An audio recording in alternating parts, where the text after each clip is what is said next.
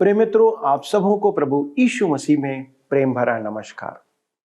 सत्यवचन कार्यक्रम के आज की श्रृंखला में मैं आप सबका हृदय से स्वागत करता हूं। मेरा विश्वास है कि यह कार्यक्रम आपको परमेश्वर के वचन को समझने में सहायता प्रदान कर रहा है। किसी भी चीज का अधूरा ज्ञान हानिकारक होता है। अधूरा ज्ञान अपने साथ अन्यों को भी पथभ्रष्ट कर सकता है। इसलिए पवित्र शास्त्र बाइबल का सावधानी पूर्ण अवलोकन करना आवश्यक है।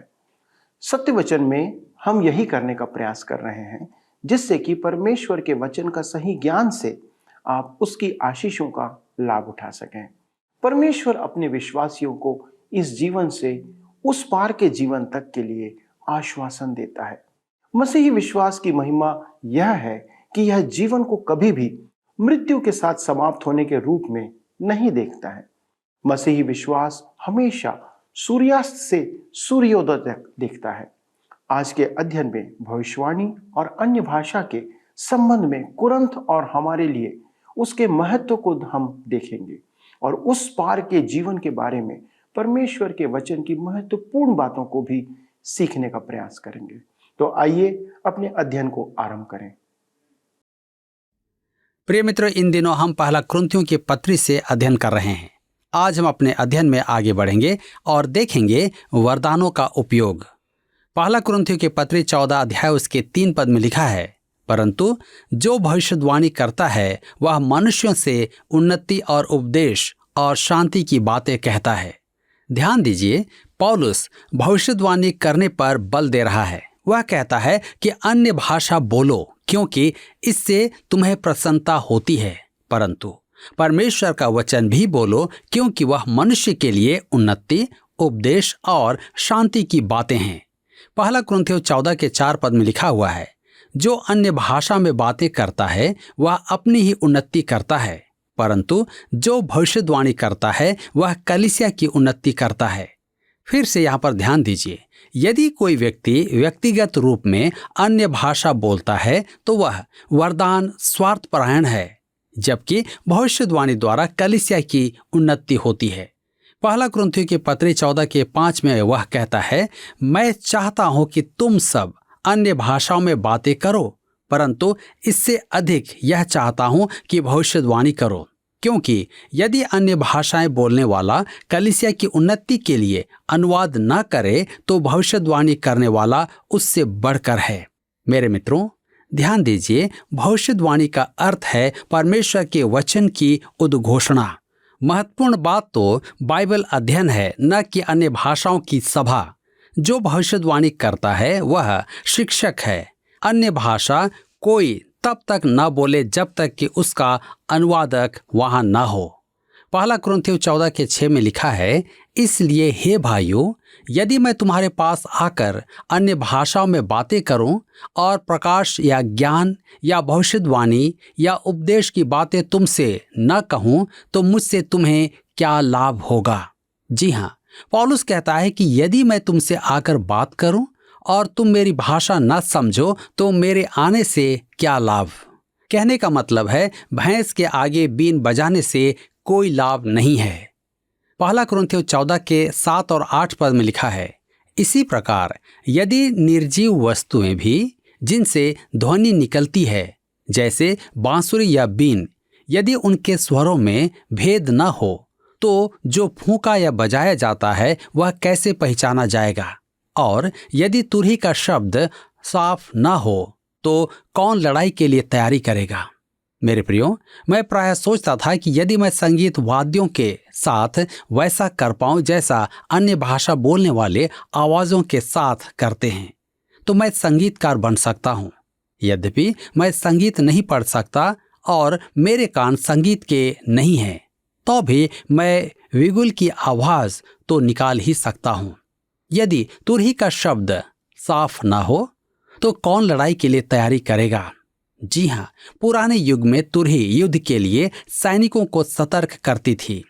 मेरे मित्रों, आज हमें स्पष्ट सुसमाचार प्रचार करना है ताकि लोग सुन सकें और समझ सकें। पहला कुरिन्थियों 14 के 9 में लिखा है, ऐसे ही तुम भी यदि जीभ से साफ साफ बातें न कहो तो जो कुछ कहा जाता है वह कैसे समझा जाएगा? तुम तो हवा में बातें करने वाले ठहरोगे। मेरे मित्रों, पौलुस के कहने का वास्तविक अर्थ है कि हम इस मस्ती को त्याग बुद्धि की बातें करें। यदि आप बुरा ना माने तो पहला कुरिन्थियों 14 उसके 10 से 12 पद में लिखा है, जगत में कितने ही प्रकार की भाषाएं क्यों ना हो, परंतु उनमें से कोई भी बिना अर्थ की न होगी। इसलिए यदि मैं किसी भाषा का अर्थ न समझूं तो बोलने वाले की दृष्टि में परदेशी ठहरूंगा और बोलने वाला मेरी दृष्टि में परदेशी ठहरेगा। इसलिए तुम भी जब आत्मिक वरदानों की धुन में हो तो ऐसा प्रयत्न करो कि तुम्हारे वरदानों की उन्नति से कलीसिया की उन्नति हो। मेरे मित्रों, विश्व में अनेक भाषाएं हैं, तथापि एक सी भाषा न बोलने वालों में विचारों का आदान प्रदान संभव नहीं है।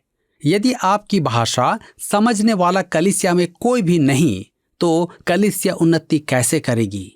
यही तो महत्वपूर्ण बात है जो हमारे जीवन के लिए अति आवश्यक है। क्या इससे कलीसिया की उन्नति होती है? क्या इससे विश्वासियों का विकास होता है? मेरे एक मित्र ने मुझे बताया कि वह दक्षिण भारत के क्षेत्र में गया हुआ था और जहां पर वह पहुंचा तो उसे ऐसा लगा कि वह परदेश में आ गया है, कारण उसे भाषा मालूम नहीं थी। जी हाँ, इसी प्रकार यदि हम अपनी कलीसिया में कुछ उन्नति पाना चाहते हैं तो हमें भाषा को समझने की आवश्यकता है। पहला कुरिन्थियों 14 के 13 पद में हम पढ़ते हैं, इस कारण जो अन्य भाषा बोले वह प्रार्थना करे कि उसका अनुवाद भी कर सके। अन्य भाषा का अनुवाद आवश्यक है, अन्यथा वह समझ में नहीं आएगी। यदि वक्ता स्वयं अनुवाद कर पाए तो कलीसिया में अनुवादक का होना आवश्यक है। पहला कुरिन्थियों की पत्री 14 अध्याय उसके 14 पद में हम पढ़ते हैं, इसलिए यदि मैं अन्य भाषा में प्रार्थना करूं तो मेरी आत्मा प्रार्थना करती है परंतु मेरी बुद्धि काम नहीं देती। मित्रों, ध्यान दीजिए, यह उनके लिए है जो कहते हैं कि वे व्यक्तिगत उपासना के लिए अन्य भाषा बोलते हैं। यदि बुद्धि काम न करे तो आपका आत्मिक उत्थान नहीं होगा। इसका अर्थ यह हुआ कि पवित्र आत्मा आप में काम नहीं कर रहा है। यदि आपको लाभ का बोध हो रहा है तो वह मनोवैज्ञानिक है। पौलुस कहता है कि आपकी बुद्धि काम नहीं कर रही है। पहला कुरिन्थियों के पत्री 14 उसके 15 और 16 पद में वह कहता है, अतः क्या करना चाहिए? मैं आत्मा से भी प्रार्थना करूंगा और बुद्धि से भी प्रार्थना करूंगा। मैं आत्मा से गाऊंगा और बुद्धि से भी गाऊंगा। नहीं तो यदि तू आत्मा ही से धन्यवाद करेगा तो फिर अज्ञानी तेरे धन्यवाद पर आमीन कैसे कहेगा, क्योंकि वह तो नहीं जानता कि तू क्या कहता है। जी हाँ, दूसरे शब्दों में लाभ की बात कहो कि श्रोता भाई आमीन कहे, अन्यथा किसी को समझ में नहीं आएगा। पहला कुरिन्थियों के पत्री 14 अध्याय उसके 17 से 19 पद में आगे हम पढ़ते हैं, तू तो भली भांति धन्यवाद करता है परंतु दूसरों की उन्नति नहीं होती। मैं अपने परमेश्वर का धन्यवाद करता हूं कि मैं तुम सबसे अधिक अन्य भाषाओं में बोलता हूं, परंतु कलीसिया में अन्य भाषा में 10,000 बातें कहने से यह मुझे और भी अच्छा जान पड़ता है कि दूसरों को सिखाने के लिए बुद्धि से 5 ही बातें कहूं। मेरे विचार में पौलुस के कहने का अर्थ है कि प्रचार में उसने दर्जनों अन्य भाषाएं बोली थीं, संभवतः 4 या 5 गुना अधिक किसी कबीले या किसी ऐसे लोगों के बीच में। न तो वो उनकी भाषा जानता था और न ही वे पौलुस की भाषा समझते थे, अतः वो उनकी भाषा बोलता था। मेरे मित्रों, वे तो पौलुस की बातें समझते थे परंतु पौलुस स्वयं अपनी बात नहीं समझता था। परंतु कलीसिया में जहां वे एक दूसरे की भाषा समझते थे वहां पौलुस सामान्य भाषा बोलता था कि सब लोग उसे समझकर आशीष को प्राप्त करें। पहला कुरिन्थियों 14 के 20 पद में लिखा है, हे भाइयों, तुम समझ में बालक न बनो, बुराई में तो बालक रहो परंतु समझ में सियाने बनो। पौलुस कुरिन्थ के विश्वासियों को झिड़क रहा है। पहले तो उसने उन्हें सांसारिक शिशु कहा था, अब वह कहता है कि वे बच्चों का सा व्यवहार ना करें। पहला कुरिन्थियों 14:21 में हम पढ़ते हैं, व्यवस्था में लिखा है कि प्रभु कहता है, मैं अपरिचित भाषा बोलने वालों के द्वारा और पराये मुख के द्वारा इन लोगों से बातें करूंगा, तो भी वे मेरी ना सुनेंगे। देखिए, वह कहता है कि समझ में आने वाली भाषा बोली जाए, पराये मुख के द्वारा इन लोगों से बातें करूंगा। पहला कुरिन्थियों 14:22 में हम देखते हैं, इसलिए अन्य भाषाएं विश्वासियों के लिए नहीं परंतु अविश्वासियों के लिए चिन्ह है, और भविष्यवाणी अविश्वासियों के लिए नहीं परंतु विश्वासियों के लिए चिन्ह है। मेरे मित्रों, पौलुस के कहने का अर्थ है, प्रचार क्षेत्र में अर्थात अंताकिया में वे अन्य भाषा बोलते थे, अतः पौलुस ने वहां पर अन्य भाषा में प्रचार किया। मेरे प्रियो, अपने ही भाषा में सुसमाचार सुनकर उन्होंने विश्वास किया। अब यह निश्चय है कि वे इस्राएल में हैं तो उनकी भाषा बोली जाए, अर्थात वे दोनों समझ सकें। भविष्यवाणी का अर्थ यही है कि वे परमेश्वर के वचन को शिक्षा के रूप में ग्रहण कर सकें। अब हम देखेंगे वरदानों के संबंध में कलीसिया में व्यवस्था। पहला कुरिन्थियों की पत्री 14 उसके 23 पद में लिखा है, अतः यदि कलीसिया एक जगह इकट्ठी हो और सब के सब अन्य भाषाएं बोलें और बाहर वाले या अविश्वासी लोग भीतर आ जाएं, तो क्या वे तुम्हें पागल न कहेंगे? मेरे प्रियो, आज संसार में बुद्धिमान, विज्ञान के ज्ञाता और कुलीन मनुष्य पाए जाते हैं। उन्हें तार्किक संदेश सुनना है कि समझ में आ जाए। जी हाँ, परमेश्वर का वचन समझने के लिए हो, न कि विवाद करने के लिए। पहला कुरिन्थियों की पत्री 14 उसके 24 और 25 पद में लिखा हुआ है, परंतु यदि सब भविष्यवाणी करने लगें और कोई अविश्वासी या बाहर वाला मनुष्य भीतर आ जाए, तो सब उसे दोषी ठहरा देंगे और परख लेंगे और उसके मन के भेद प्रकट हो जाएंगे, और तब वह मुंह के बल गिरकर परमेश्वर को दंडवत करेगा और मान लेगा कि सचमुच परमेश्वर तुम्हारे बीच में है। मेरे मित्रों, कहने का अर्थ यह है कि यदि एक अविश्वासी आराधना में वचन सुने तो उसे पाप का बोध हो और वह मन फिराए, ताकि वह परमेश्वर की संतान बन सके। पहला कुरिन्थियों 14:26 में हम पढ़ते हैं, इसलिए हे भाइयों, क्या करना चाहिए? जब तुम इकट्ठे होते हो तो हर एक के हृदय में भजन या उपदेश या अन्य भाषा या प्रकाश या अन्य भाषा का अर्थ बताना रहता है। सब कुछ आत्मिक उन्नति के लिए होना चाहिए। यदि कोई अन्य भाषा बोले तो उसका अनुवाद करना आवश्यक है और संदेश से उन्नति हो। मेरा एक पुराना विद्यार्थी मित्र अन्य भाषाओं की सभा में गया। वह कैथोलिक कलीसिया का सदस्य था। उसने लतीनी भाषा में अपनी आराधना विधि पढ़ना आरंभ की। उसके बैठ जाने के बाद एक व्यक्ति खड़ा होकर उसका अनुवाद करने लगा। उसने यहाँ वहाँ की अनेक बातें कर डाली। इसके बाद मेरे विद्यार्थी ने खड़े होकर कहा, मैं आपको बताना चाहता हूँ कि मैंने वह नहीं कहा जो महोदय ने आपको समझाया। मैंने लतीनी भाषा में प्रार्थना पढ़ी थी।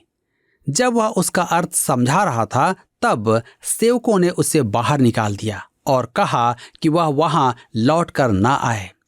मैं उन्हें दोष नहीं देता और न ही सोचता हूं कि मेरे एक मित्र ने जो किया वह उचित था।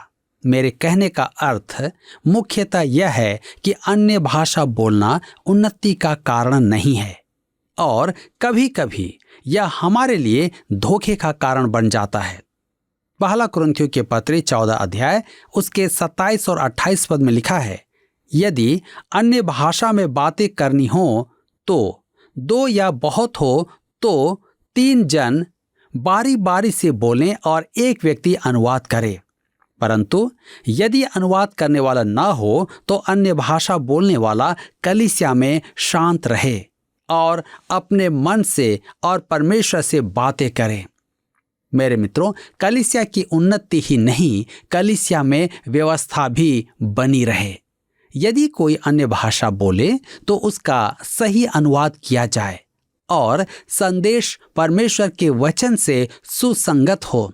यदि कुछ और हो तो परमेश्वर का आत्मा उसमें नहीं है। भविष्यद्वक्ताओं में से 2 या 3 बोलें और शेष लोग उनके वचन को परखें। परंतु यदि दूसरे पर जो बैठा है कुछ ईश्वरीय प्रकाश हो तो पहला चुप हो जाए। मेरे मित्रों, उस युग की कलीसिया में भविष्यद्वक्ता थे जो भविष्यवाणी करते थे। प्रेरितों के काम 21 अध्याय उसके 9 पद में फिलिपुस की पुत्रियां भविष्यवाणियां करती थीं। इसी अध्याय में अगबुस ने पौलुस के लिए भविष्यवाणी की थी। आज भावी कहने का वरदान कलीसिया में नहीं है। यहाँ तक कि मौसम विभाग की भविष्यवाणियां भी सही नहीं होती हैं। पहला कुरिन्थियों की पत्री 14 के 31 में हम आगे पढ़ते हैं, क्योंकि तुम सब एक एक करके भविष्यवाणी कर सकते हो ताकि सब सीखें और सब शांति पाएं। मेरे मित्रों, सब एक एक करके भविष्यवाणी कर सकते हैं। परमेश्वर के वचन से उद्बोधन सब कर सकते हैं, अर्थात व्याख्या सब दे सकते हैं। मैं गवाहियां सुनकर बहुत आशीषित होता हूं और आप भी आशीषित हो सकते हैं। पहला कुरिन्थियों 14 के 32 और 33 में लिखा है, और भविष्यद्वक्ताओं की आत्मा भविष्यद्वक्ताओं के वश में है, क्योंकि परमेश्वर गड़बड़ी का नहीं परंतु शांति का परमेश्वर है, जैसा पवित्र लोगों की सब कलीसियाओं में है। मेरे मित्रों, आराधना में व्यवस्था होना अवश्य है। पहला कुरिन्थियों के पत्र 14 अध्याय के 34 पद में लिखा है, स्त्रियां कलीसिया की सभा में चुप रहें, क्योंकि उन्हें बातें करने की आज्ञा नहीं परंतु अधीन रहने की आज्ञा है, जैसा व्यवस्था में लिखा भी है। यहाँ पौलुस क्या कहना चाहता है? उसके कहने का अर्थ यह नहीं कि स्त्रियां आराधना में मौन धारण करें। उसके कहने का अर्थ है कि वे अन्य भाषा ना बोलें। यदि आप अन्य भाषा बोलने के अभियान में से स्त्रियों को हटा दें तो वह तुरंत समाप्त हो जाएगा। आप कहेंगे कि यह अच्छी बात नहीं है। मैं जानता हूं कि यह अच्छी बात नहीं है, परंतु यह सच है। पहला कुरिन्थियों के पत्र 14 उसके 35 और 36 पद में लिखा है, यदि वे कुछ सीखना चाहें तो घर में अपने अपने पति से पूछें, क्योंकि स्त्री का कलीसिया में बातें करना लज्जा की बात है। क्या परमेश्वर का वचन तुम में से निकला है या केवल तुम ही तक पहुंचा है? मेरे प्रियो, निसंदेह उन्होंने परमेश्वर का वचन सुना था। पहला कुरिन्थियों 14 उसके 37 और 38 पद में आगे लिखा है, यदि कोई मनुष्य अपने आप को भविष्यद्वक्ता या आत्मिक जन समझे तो यह जान ले कि जो बातें मैं तुम्हें लिखता हूं वे प्रभु की आज्ञाएं हैं। परंतु यदि कोई यह ना माने तो उसको भी ना मानो। यह अग्नि परीक्षा है। यदि कोई कहे कि अन्य भाषा बोलने के कारण वह भविष्यद्वक्ता है या एक आत्मिक जन है, तो वह स्वीकार करे कि पौलुस जो कह रहा है वह प्रभु की आज्ञा है।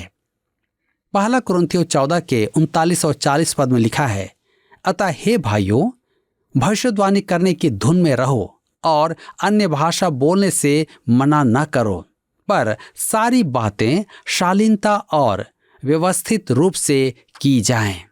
मेरे मित्रों, यहाँ एक बार फिर पौलुस हमें कहता है कि हम भविष्यवाणी करने की धुन में रहें। अंततः परमेश्वर की वचन की शिक्षा देना एक सर्वोत्तम वरदान है। मैं इसके लिए परमेश्वर का आभारी हूँ। सारी बातें शालीनता और व्यवस्थित रूप से करें। जी हाँ, यह एक महान सिद्धांत है। मैं एक बार अन्य भाषा बोलने की सभा में गया और मैं कहता हूं कि वहां ना तो लय थी और न ही बुद्धि संपूर्ण अव्यवस्था थी। मेरे प्रियो, पौलुस कहता है कि परमेश्वर की बातें ऐसी ना हो। मित्रों, यहाँ पर इस विषय का समापन होता है और मैं आशा करता हूं कि आप मुझसे असहमत होकर संबंध नहीं तोड़ेंगे। आप परमेश्वर के वचन को पढ़ेंगे और मैं गलत हूं तो आप मेरे लिए प्रार्थना करेंगे और इस वचन के द्वारा मैं और आप सीखेंगे कि सही क्या है। यहाँ पर अध्याय 14 समाप्त होता है और अब हम अध्याय 15 से आगे बढ़ेंगे और हम उसके परिचय को देखेंगे। अब हम जिस अध्याय का आरंभ करने जा रहे हैं उसे बाइबल के सर्वाधिक महत्वपूर्ण एवं अनिवार्य अध्यायों में रखा गया है। यदि आप बाइबल के 10 महान अध्यायों का चयन करें, जैसा कि मनुष्य ने मसीही युग के आरंभ ही से किया है, तो आप देखेंगे कि पहला कुरिन्थियों की पत्री अध्याय 15 उस सूची में है। और यही नहीं, यह अध्याय आज तक की सब महत्वपूर्ण अध्यायों की सूची में पाया जाता है। यह अध्याय इतना अधिक महत्वपूर्ण है कि यह आरंभिक कलीसिया की प्रथम भ्रमित शिक्षा का खंडन करता है। यह भ्रमित शिक्षा थी प्रभु यीशु मसीह के सदेह पुनः जीवित होने का इनकार। इस अध्याय में पौलुस तीसरी महान आत्मिकता की चर्चा करता है। आपको स्मरण होगा कि उसने सबसे पहले सांसारिकता अर्थात देह की लालसाओं के विषय पर चर्चा की थी। उसने उन विषयों का उल्लेख किया जो कुरिन्थ की कलीसिया के लिए अत्यधिक महत्वपूर्ण थे और सांसारिकता से हटकर आत्मिकता की चर्चा करता है। मेरे मित्रों, यह जानना कैसी अद्भुत बात है कि प्रत्येक विश्वासी को वरदान प्राप्त है जो पवित्र आत्मा की देन है। मैं इससे अधिक रोमांचकारी बात दूसरी नहीं देखता कि परमेश्वर ने आपको और मुझे वरदान से लैस किया है कि इस संसार में उस कार्य में लें और मसीह यीशु के साथ उसे जनप्रिय बनाने के महान कार्य में उसके सहकारी हों।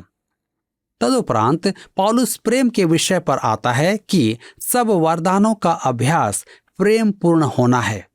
प्रेम पवित्र आत्मा का फल है। हम प्रेम को उत्पन्न नहीं कर सकते हैं, प्रेम हमें दिया जाता है। हमें एक विश्वासी में उपस्थित पवित्र आत्मा के इस फल प्रेम को सबसे पहले और सबसे ऊपर देखना है। अब हम तीसरी आत्मिकता के विषय देखेंगे जो प्रभु यीशु मसीह और हमारे पुनरुत्थान का सत्य है। मसीही विश्वास की महिमा यह है कि वह जीवन को मृत्यु के साथ समाप्त नहीं मानती है। जीवन यहीं तक नहीं है। मसीही विश्वास में सूर्यास्त के बाद सूर्योदय की आशा है।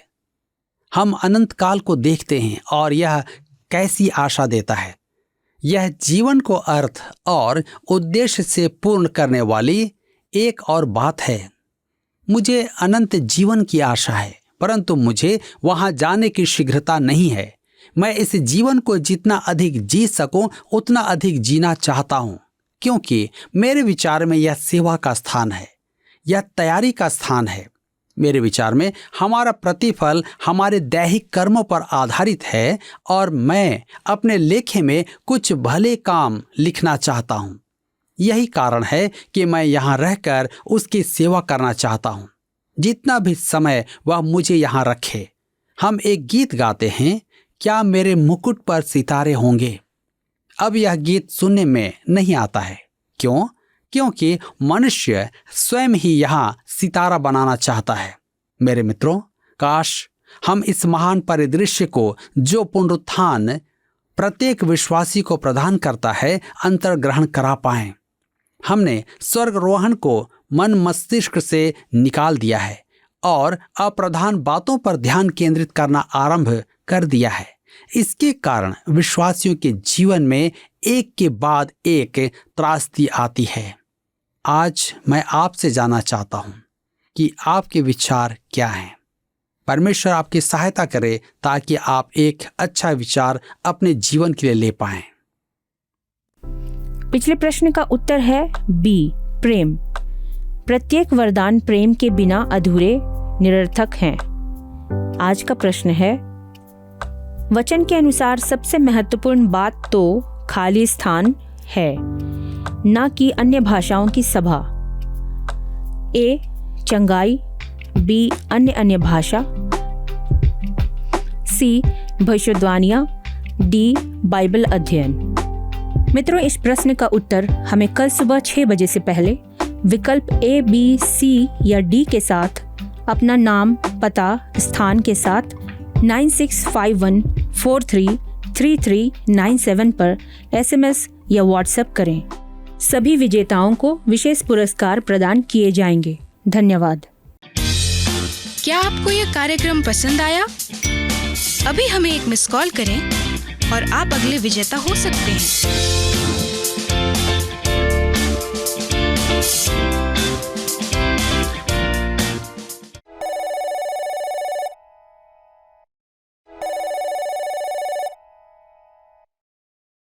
प्रिय मित्रों, यह बात जानना कितना अद्भुत है कि पवित्र आत्मा के द्वारा प्रत्येक विश्वासी के लिए वरदान प्रदान किए गए हैं। ये वरदान इसलिए हैं कि हम मसीह यीशु के साथ सहभागिता में उसे लोगों को पहचान करने के उद्यम में या कार्य में उपयोग करें। पौलुस कुरिन्थ की समस्या के द्वारा हमें वरदानों के संबंध में जो गड़बड़ी है उसे स्पष्ट करता है। हमें बाइबल के निर्देशों पर ध्यान देना होगा।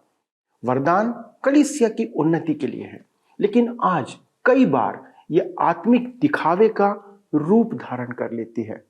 हमें इस संबंध में भी बहुत सावधान रहने की आवश्यकता है। पौलुस अन्य भाषा के संबंध में स्पष्ट तौर पर कहता है कि यदि इसका अनुवाद ना हो तो इसे कलीसिया में नहीं बोला जाना चाहिए, क्योंकि यह कलीसिया की आत्मिक उन्नति के लिए है।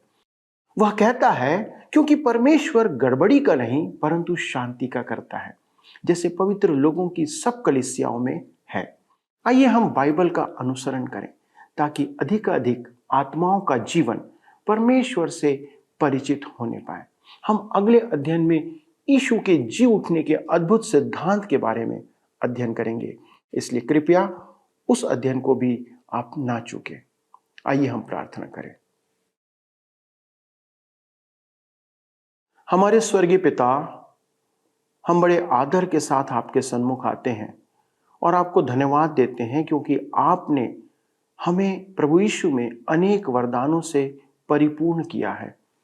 और प्रभु, ये वरदान प्रभु आपने हमारे नाम की महिमा के लिए नहीं परंतु आपके नाम की महिमा के लिए, कलीसिया की उन्नति के लिए, समाज की उन्नति के लिए प्रदान किया है। प्रभु, आज कितने ऐसे लोग हैं जो इन वरदानों का दुरुपयोग कर रहे हैं। हमारी प्रार्थना है प्रभु कि उनके आत्मा को आप शिक्षा दें, समझाएं कि प्रभु वे इन वरदानों का उपयोग सिर्फ आपकी महिमा के लिए करें। हमारे दर्शकों के लिए प्रार्थना करते प्रभु कि जो आत्मिक वरदान आपने उन्हें दिए हैं उन्हें पहचानने में उनकी सहायता करें और मदद करें प्रभु कि वे उनका उपयोग आपकी महिमा के लिए, कलीसिया की उन्नति के लिए करने पाएं। पिता, हमारी विनती है प्रभु, हर एक दर्शक के घरों में, परिवारों में आपकी शांति और आशीष बने रहे। और इसीलिए हम प्रभु यीशु के नाम से हमारे सभी दर्शकों को आशीषित घोषित करते हैं और प्रार्थना करते प्रभु कि उनके जीवन से आपको ही महिमा मिलती चले जाए और उनके वरदान आपकी महिमा के लिए सदा बढ़ते चले जाए। धन्यवाद के साथ प्रभु इस विनती को यीशु के नाम से मांगते हैं, आमीन।